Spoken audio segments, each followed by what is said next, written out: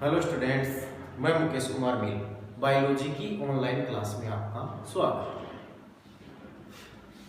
अपन पाचन तंत्र की क्रियाविधि पढ़ रहे थे और पाचन तंत्र की क्रियाविधि में अपन ने 2 चरण कंप्लीट कर लिए थे। एक तो अंतर्ग्रहण पढ़ लिया था अपन ने और एक पाचन पढ़ लिया था। अंतर्ग्रहण और पाचन के बाद अगला चरण है वो है अवशोषण, एब्जॉर्प्शन, यानी पचे हुए भोजन का अवशोषण। अब सबसे पहले ये अवशोषण किसे कहते हैं? तो जो पचित भोजन होता है, कौन सा भोजन है? पचित भोजन। पचित भोजन का आंतरिकी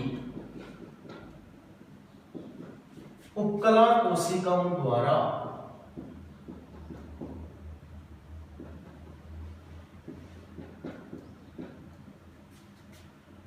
रुधिर में स्थानांतरण,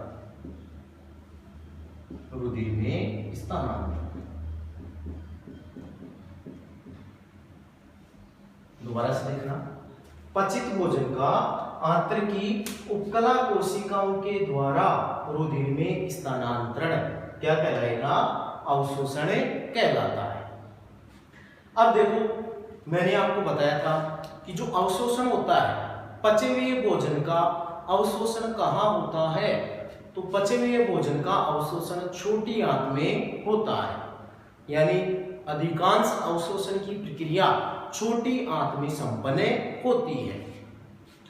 बड़ी आंत में केवल जल और खनिज लवणों का अवशोषण होता है। बाकी जो भी पचा हुआ भोजन है उसका अवशोषण कहाँ होगा? छोटी आंत में होगा। और अवशोषण किसको बोलेंगे? पचित भोजन का आंतरिकी उपकला कोशिकाओं के माध्यम से रुधिर में स्थानांतरण क्या कहलाता है? अवशोषण। अब देखो, जैसे भोजन का पाचन हो गया था तो प्रोटीन का पाचन हुआ। प्रोटीन पाचन के बाद किसमें टूट गई थी? तो प्रोटीन पाचन के बाद एमिनो अम्लों में टूट गई थी। एमिनो अम्ल। कार्बोहाइड्रेट पाचन के बाद किसमें टूटता है? तो कार्बोहाइड्रेट पाचन के बाद ग्लूकोज में बदलता है या ग्लूकोज में टूटता है। वसा पाचन के बाद वसा अम्ल वह ग्लिसरॉल में टूटती है। तो यह है पचित भोजन, एमिनो अम्ल, ग्लूकोज और वसा अम्ल व ग्लिसरॉल। ये तीनों पचे हुए भोजन के जो अंश होते हैं ये रुधिर में चले जाते हैं। उसी को क्या बोलते हैं अपन? अवशोषण। अब देखो, अवशोषण है ये 2 विधियों से होता है। अवशोषण 2 विधियों से होता है। अब अवशोषण की 2 विधियां कौन कौन सी होती हैं?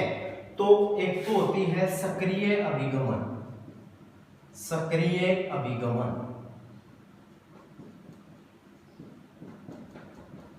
और एक होती है विसरण। तो पचित भोजन का अवशोषण या तो सक्रिय अभिगमन के द्वारा होगा या विसरण के द्वारा होगा। अब अपन को ध्यान रखना है कि सक्रिय अभिगमन के द्वारा अवशोषण कौन कौन से पदार्थों का होता है और विसरण के द्वारा अभिगमन या अवशोषण कौन कौन से पदार्थों का होता है। तो देखो, सक्रिय अभिगमन, इसमें ध्यान रखना, एक तो ग्लूकोज और एमिनो अम्ल, ग्लूकोज और एमिनो अम्ल, इन दोनों का अवशोषण सक्रिय अभिगमन के द्वारा होता है। ग्लूकोज और एमिनो अम्ल का अवशोषण सक्रिय अभिगमन के द्वारा होता है। और वसा व जल का अवशोषण विसरण के द्वारा होता है। अब देखो, जो सक्रिय विगमन होता है इसमें एटीपी के रूप में ऊर्जा की आवश्यकता होती है, यानी सक्रिय अभिगमन के लिए ऊर्जा की आवश्यकता होती है। और विसरण में ऊर्जा की आवश्यकता नहीं होती है। ध्यान रखना, विसरण में ऊर्जा की आवश्यकता नहीं होती है। विसरण किसको बोलते हैं? पदार्थों का या अणुओं का अपनी अधिक सांद्रता से कम सांद्रता की ओर जाना क्या कहलाता है? विसरण। तो वसा और जल है, ये अधिक सांद्रता से कम सांद्रता की ओर अवशोषित होते हैं, इसलिए यहाँ पर ऊर्जा की आवश्यकता नहीं होती है। तो ग्लूकोज और एमिनो अम्लों का अवशोषण सक्रिय विगमन के द्वारा होता है और वसा और जल का अवशोषण विसरण के द्वारा होता है। अब इसके बाद देखो बच गए क्या? विटामिन। क्या बचे? विटामिन और खनिज लवण, इन दोनों का अवशोषण सक्रिय विगमन द्वारा भी हो सकता है और विसरण द्वारा भी हो सकता है। तो ये चीज ध्यान में रखना। अब देखो इसके बाद अवशोषण की बात करें तो मुख्य गुहा में इन पदार्थों में से किसी का भी अवशोषण नहीं होता है। मुख्य गुहा में इन पदार्थों में से किसी का अवशोषण नहीं होता है। मुख्य गुहा में केवल जल की कुछ मात्रा का अवशोषण होता है, यानी जल की बहुत कम मात्रा का अवशोषण मुख्य गुहा में होता है। इसके अलावा मुख्य गुहा में कोई अवशोषण नहीं होता है। इसके बाद भोजन आमाशय में जाता है, तो आमाशय में जल, कुछ दवाइयां, एल्कोहल आदि का अवशोषण होता है। एक बात ध्यान रखना, एल्कोहल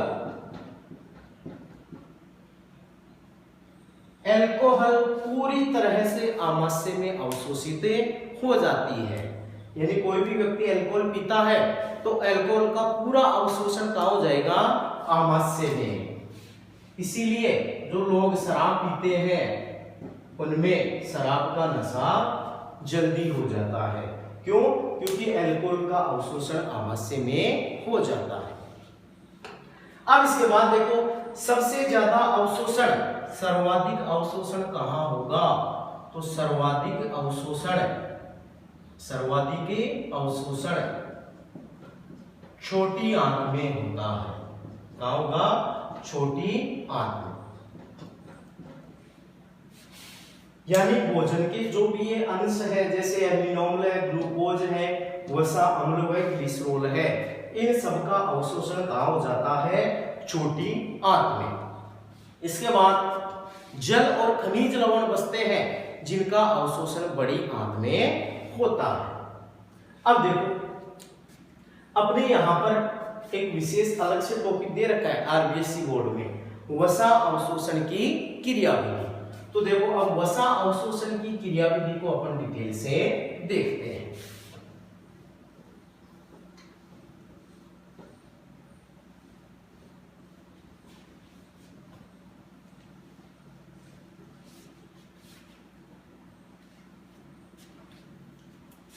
वसा का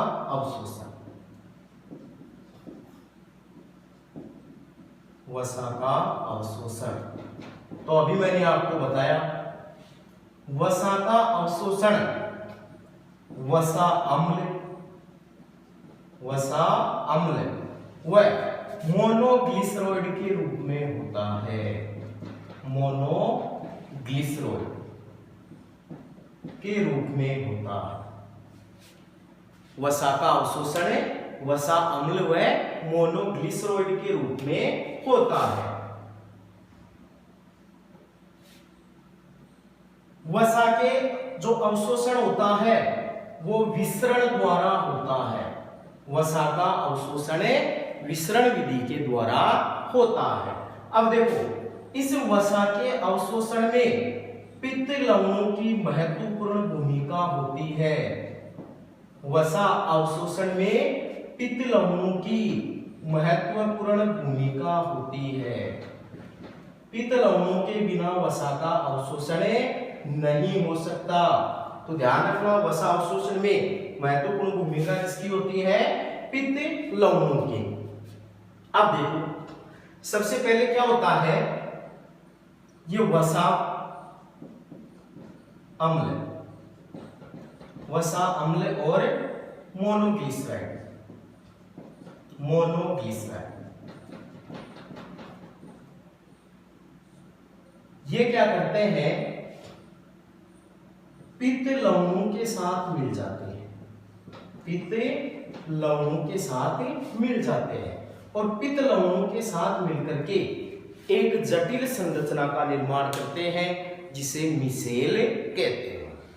दोबारा से देखना, वसा अम्ल और मोनोग्लिसराइड पित्त लवणों के साथ मिलकर के सूक्ष्म जटिल संरचना का निर्माण करते हैं जिसे मिसेल कहते हैं। तो मिसेल ध्यान रखना, मिसेल किसके बने होते हैं? तो मिसेल वसा अम्ल व मोनोग्लिसराइड और पित्त लवणों के बने होते हैं। इनमें मिसेल में मोनोग्लिसराइड और वसा अम्ल मध्य में होते हैं और उनके चारों ओर क्या पाए जाते हैं? पित्त लवण पाए जाते हैं। तो उस संरचना को क्या बोलते हैं? मिसेल। तब आपने पढ़ा था छोटे आंत में रसांकुर सूक्ष्मांकुर पाए जाते हैं जो अवशोषण में महत्वपूर्ण भूमिका निभाते हैं। तो देखो, सबसे पहले वसा अम्ल व मोनोग्लिसराइड पित्त लवणों के साथ मिलकर के मिसेल बनाते हैं और ये मिसेल सूक्ष्मांकुरों के संपर्क में आते हैं, मिसेल सूक्ष्मांकुरों के संपर्क में आते हैं। अब मिसेल में क्या है? तो इसके अंदर तो वसा अम्ल और ग्लिसरॉल है और इसके बाहर क्या है? बाहर पित्त लवण है। तो वसा है, ये इन सूक्ष्मांकुरों की झिल्ली के लिए पारगम्य होती है और पित्त लवण होता है वो इनके लिए पारगम्य नहीं होता। मतलब इस मिसेल में से वसा अम्ल और मोनोग्लिसराइड निकल करके इन सूक्ष्मांकुरों के अंदर प्रवेश कर जाती है और जो पित्त लवण होते हैं वो सूक्ष्मांकुरों की झिल्ली के बाहर ही रह जाते हैं और फिर से क्या करते हैं? ये मिसेल का निर्माण करते हैं। तो इन मिसेल में से वसा और मोनोग्लिसराइड निकल करके रसांकुरों की झिल्ली में प्रवेश कर जाते हैं। इन सूक्ष्मांकुरों के अंदर SER पाई जाती है, चिकनी अंतःद्रवी जालिका पाई जाती है। तो ये वसा अम्ल और मोनोग्लिसराइड होते हैं, ये इन सूक्ष्मांकुरों की SER में प्रवेश करते हैं या चिकनी अंतःद्रवी जालिका में प्रवेश करते हैं और एक नई वसा का निर्माण करते हैं। उस नई वसा को क्या बोलते हैं? ट्राइग्लिसराइड वसा। जो वसा थी सूक्ष्मांकुरों की झिल्ली में प्रवेश करती है, सूक्ष्मांकुरों की झिल्ली में प्रवेश करने के बाद ये चिकनी अंतःद्रवी जालिका में प्रवेश कर जाती है और यहाँ पर एक नई वसा का निर्माण करती है जिसको क्या बोलते हैं? ट्राइग्लिसराइड वसा। अब इस ट्राइग्लिसराइड वसा के चारों ओर, ट्राइग्लिसराइड वसा के चारों ओर प्रोटीन का एक आवरण बन जाता है। किसका आवरण बन जाता है? प्रोटीन का आवरण। इस संरचना को बोलते हैं काइलेमाइक्रोन। क्या बोलते हैं? काइलेमाइक्रोन। तो काइलेमाइक्रोन में अंदर तो क्या है? ट्राइग्लिसराइड वसा और इसके चारों ओर क्या है? प्रोटीन का आवरण। तो इस लिपोप्रोटीन से बनी संरचना को क्या बोलते हैं? काइलेमाइक्रोन। ये काइलेमाइक्रोन है, ये इस कोशिका से बाहर निकल जाते हैं और बाहर निकल करके लसिका में प्रवेश कर जाते हैं। लसिका से ये रुधिर में चले जाते हैं और रुधिर के अंदर लाइपेज एंजाइम पाया जाता है और ये लाइपेज एंजाइम इस काइलेमाइक्रोन को वापस किसमें तोड़ देता है? मोनोग्लिसराइड और वसा अम्लों में तोड़ देता है। इस प्रकार जो पची हुई वसा थी वो छोटी आंत से कहां चली जाती है, हमारे रुधिर में चली जाती है। इस प्रकार वसा का अवशोषण होता है। इसके बाद देखो अगला चरण है स्वांगीकरण। अवशोषण के बाद अगला चरण है स्वांगीकरण। तो स्वांगीकरण का मतलब क्या होता है, पचा हुआ भोजन अब कहां चला गया, रुधिर में। अवशोषण के दौरान क्या होता है, पचा हुआ भोजन रुधिर में चला जाता है। अब रुधिर में जो पचा हुआ भोजन जाता है, उस पचे हुए भोजन से अपन क्या करते हैं, ऊर्जा प्राप्त करते हैं। यानी जो पचित भोजन था, पचित भोजन, इस पचित भोजन को रुधिर में, इस पचित भोजन का रुधिर में अपघटन होता है। पचित भोजन का रुधिर में अपघटन होता है तो इससे ऊर्जा प्राप्त होती है। इसी प्रक्रिया को क्या बोलते हैं, स्वांगीकरण बोलते हैं। जो ऊर्जा प्राप्त होती है वो हमें एटीपी के रूप में प्राप्त होती है। उस ऊर्जा का उपयोग अपन अपने शरीर के लिए नए कार्बोहाइड्रेट, वसा और प्रोटीन निर्माण के लिए करते हैं।